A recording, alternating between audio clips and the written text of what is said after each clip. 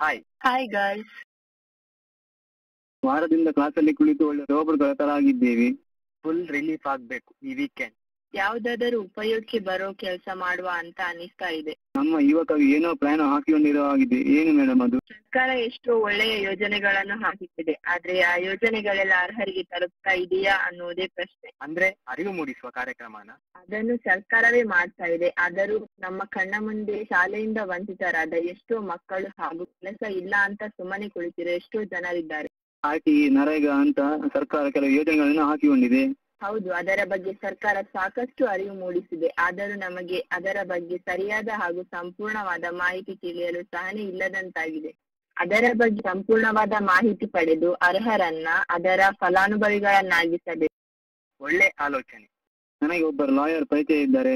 ಇಲ್ಲೇ ಪಕ್ಕದಲ್ಲಿ ಅವರ ಆಫೀಸು. ನಾವು ಅವರ ಸಹಾಯ ಪಡೆದುಕೊಳ್ಳಬಹುದು. ಸರಿ, ಈಗಲೇ ಹೋಗುವ. ಇಲ್ಲೇ ಇದ್ದಾರೆ ಅವರು. ಅವರನ್ನೇ ನಾನು ಹೇಳಿದ್ದು. ಸರಿ, ಇಲ್ಲೇ ಮಾತನಾಡುವ. Hello sir. Hello Ashok.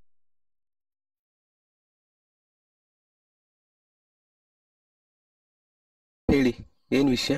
Sir, ನಾವು ಸರ್ಕಾರದ ಒಂದೊಂದೇ ಯೋಜನೆಗಳ ಬಗ್ಗೆ ಮಾಹಿತಿ ಸಂಗ್ರಹಿಸಿ ಅರ್ಹರನ್ನು ಅದರ ಫಲಾನುಭವಿಗಳನ್ನಾಗಿಸಬೇಕೆಂದಿದ್ದೇವೆ.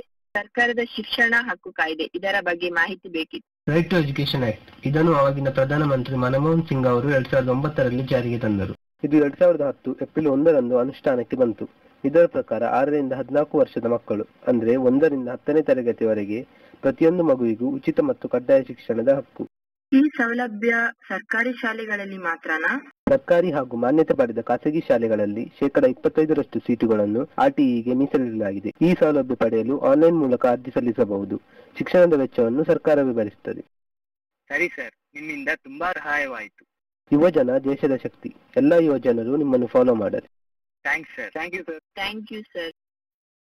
ಶಾಲೆಯಿಂದ ವಂಚಿತರಾದ ನಮ್ಮ ಸುತ್ತಮುತ್ತಲಿನ ಮಕ್ಕಳನ್ನು ಈ ಯೋಜನೆಯಡಿಯಲ್ಲಿ ಮತ್ತೆ ಶಾಲೆಗೆ ಸೇರಿಸೋಣ. ನಮ್ಮ ಈ ಯೋಜನೆಗೊಂದು ಒಳ್ಳೆಯ ಹೆಸರಿಡಬೇಕು. ಮನವರಿಕೆ. ಸರ್ಕಾರಿ ಯೋಜನೆಗಳ ಮನವರಿಕೆ.